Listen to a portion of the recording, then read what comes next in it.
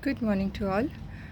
देखिए, मुझे नहीं पता कितने लोगों को पता है कि जो ये डैंथस का पौधा है, पेरेनियल पौधा है, पूरे साल भर फ्लावरिंग करता है। और मैं रेगुलर आपको दिखाती भी आई हूँ कि अगर आप इसकी थोड़ी सी केयर कर लेते हैं तो ये रेगुलर फ्लावरिंग करता रहता है आपके गार्डन में। बस एक ही चीज़ का ध्यान रखना होता है कि इस पर बीज नहीं बनने देने होते हैं, और जो भी फूल खिल चुका होता है उसको हटा देना होता है। जैसे देखिए, ये फूल खिल चुका है तो बस इसकी बड को यहाँ से हटा देंगे, और इस तरीके से आपके गार्डन में ये पूरे साल खिलता रहेगा। अभी मैंने जो मेरे पिछले साल के पौधे थे, टचवुड, सिर्फ एक पौधा मेरा ख़राब हुआ है, बाकी सारे कलर के पौधे बच गए हैं। हालांकि मैंने बीज लगाए हैं फिर से, क्योंकि जो पिछले साल हार्वेस्ट किए थे सीड्स, कुछ ही सीड्स हार्वेस्ट हो पाए थे इसके, तो मैंने वो किए थे और वो लगा दिए हैं। आज वीडियो में मैं एक आपको ख़ास टिप दे रही हूँ। काफ़ी सारे लोगों को पता है मेरा मेथड कि मैं किस तरीके से पौधे लगाती हूँ। पॉट्स को फिल करके रख देती हूँ किचन वेस्ट और लीव्स के साथ में तकरीबन 1 महीना पहले, और उसके बाद उसी पॉट में मैं सारे पौधे लगा देती हूँ। लेकिन देखिए, अब हमारे पास टाइम नहीं है।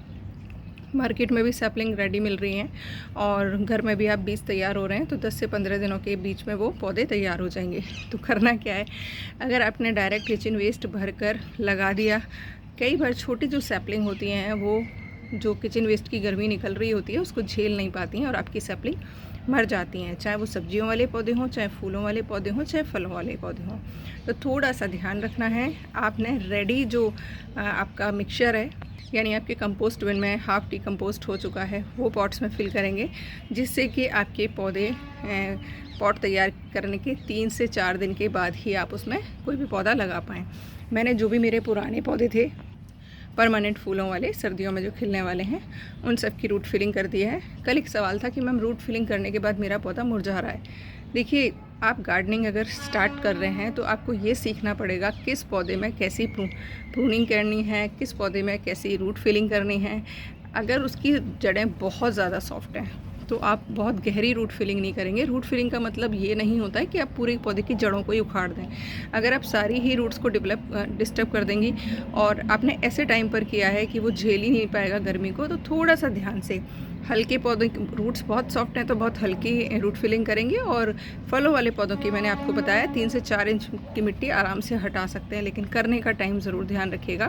मैं हमेशा ही कोशिश करती हूँ कि रूट फिलिंग मैं शाम के टाइम पर करूँ, और रात पर उन्हें अच्छे से सेट होने के लिए मिल जाता है। भरपूर मात्रा में पानी दे देती हूँ और सुबह वो वहीं रखे रहते हैं।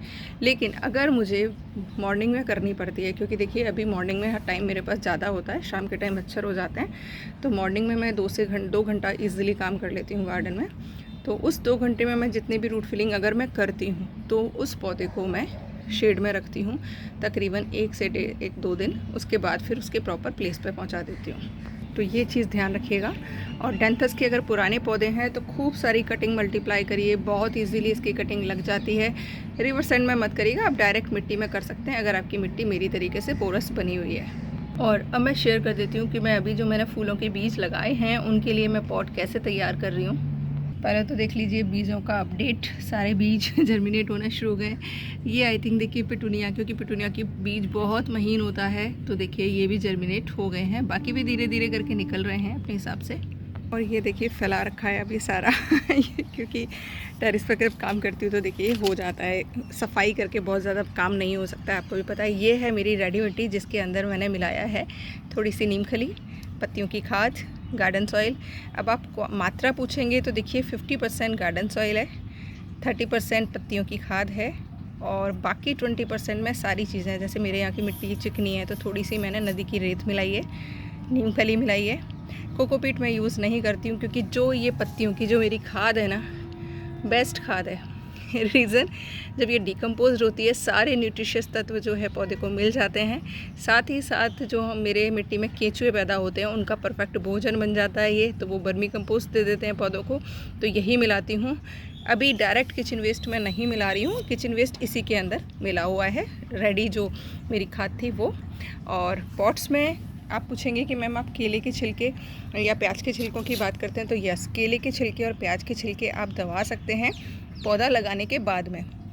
अगर आपके पास टाइम है 10 से 10 दिन का तकरीबन, तो आप फ्रेश केले के छिलके और प्याज के छिलके दबा दीजिए। मैं जब पौधा लगाऊंगी या अभी जैसे मैं 3-4 दिन तो रखूंगी, क्योंकि अभी पौध मेरी बहुत छोटी हैं, तो मैं इसको भरने के बाद मैं साइड में केले के छिलके और प्याज के छिलके दबाऊंगी जब मैं शेयर कर दूँगी। तो देखिए पॉट मैंने इस बार ये नर्सरी वाले लिए हैं।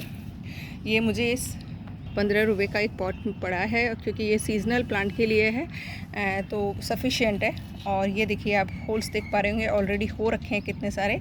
अब इन पर जो मैं रख रही हूँ वो रख रही हूँ आप इस तरीके से गमले की ठीकरी, किसी भी मटके की ठीकरी, या दिए जो होते हैं दिवाली पर काम आते हैं, मैं उनको फेंकती नहीं हूँ। इस तरीके से उनके टुकड़े कर लिए हैं और बस इस तरीके से इनको रखना है। और देखिए हमेशा याद रखिएगा, जो ये अंदर का जो हिस्सा होता है इसको ऐसे नहीं रखना होता है, इस तरीके से रखना होता है, जिससे कि आपके जो पॉट्स में आप पानी डालें तो वो प्रॉपर तरीके से निकल जाए। ये देखिए ये रख लिया मैंने। हमेशा मैं पॉट्स में पहले पानी डाल के ज़रूर देख लेती हूँ कि जो ड्रेनेज होल्स हैं उनसे प्रॉपर पानी निकल रहा है या नहीं निकल रहा है। अब क्या डालूँगी इसके अंदर मैं, ये देखिए थोड़ी सी डाल दी मैंने ये लकड़ियाँ। ये आपका खुद का जो गार्डन का वेस्ट निकलता है उसका भी हो सकता है, नहीं तो आप पार्क में जाएंगे, आपको पार्क में बहुत सारी लकड़ियाँ ऐसे वहाँ कटिंग होती रहती है, मिल जाएंगी। देखिए मेरे को इजीली मिल जाती हैं। अब मैं डालूँगी इसमें जो ये मेरा हाफ डिकम्पोज्ड पत्तियों का खाद है, जो कि मैंने थोड़ा मोटा रखा है। इसके अंदर से हीट बिल्कुल निकल चुकी है, बिल्कुल ठंडी है ये, क्योंकि पूरा बारिश निकल चुका है इनके ऊपर से। और अब डालूँगी इसके अंदर मैं ये अपनी खाद मिली हुई मिट्टी, जो कि मैंने ऑलरेडी तैयार कर रखी है।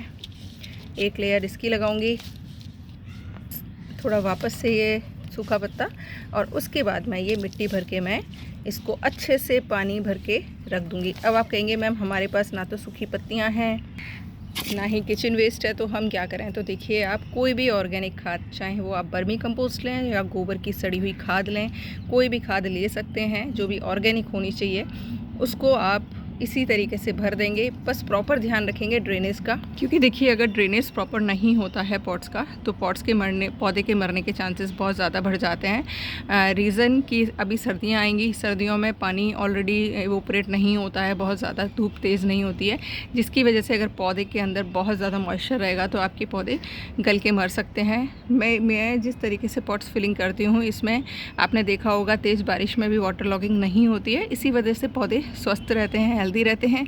और केमिकल को यूज़ नहीं करती हूँ, उसकी वजह से भी पौधों में रेजिस्टेंस पावर बहुत अच्छी रहती है और पौधों के कलर आप देखते ही हैं। और ये सारा कमाल है leaf compost, kitchen waste, decomposer, bio enzymes, मिट्टी छिड़किए, छाछ छिड़किए, सडरस छिड़किए, बायो एंजाइम छिड़किए, करके देखिए, मज़ा आ जाएगा आपको। आपके गार्डन में इतने खूबसूरत कलर निकल के आएंगे पौधों के। और अभी आने वाला सीज़न तो बहुत ही परफेक्ट है सब्जियां उगाने के लिए, फूल उगाने के लिए। तो ये मेरे तरीके हैं। अगर आपके पास ये सब भी नहीं है, अगर आपको कोकोपीट लेना ही पड़ता है, तो कोकोपीट फिर आप वॉश कर लीजिएगा अच्छे से, और जो भी गार्डन सॉइल है और खाद है मिला के उसका रेशियो आप भर सकते हैं। आपको 50% गार्डन सॉइल ले लीजिएगा, 20% कोकोपीट ले लीजिएगा, और 30% में बाकी सारी खाद मिक्स करके आप पॉट्स को फिल कर लीजिएगा। लेकिन हाँ, प्रॉपर तरीके से पॉट का ड्रेनेज ज़रूर चेक कर लिया करिए, पानी निकल रहा है या नहीं, आपके बहुत अच्छे से प्लांट्स चलेंगे। आई होप ये इन्फॉर्मेशन पसंद आती होंगी, पसंद आती हैं तो अप्लाई कर लीजिएगा। देखिए अलामांडा खिल रहा है प्रॉपर तरीके से, और मैं लगती हूँ अपने काम पे, तो ज़रूर भर के रख लीजिएगा फटाफट से अपने पॉट्स आने वाले टाइम के लिए। और वीडियो पसंद आया तो लाइक, शेयर एंड कमेंट ज़रूर करिए। चैनल पर नए हैं तो सब्सक्राइब कर सकते हैं। Thank you for watching.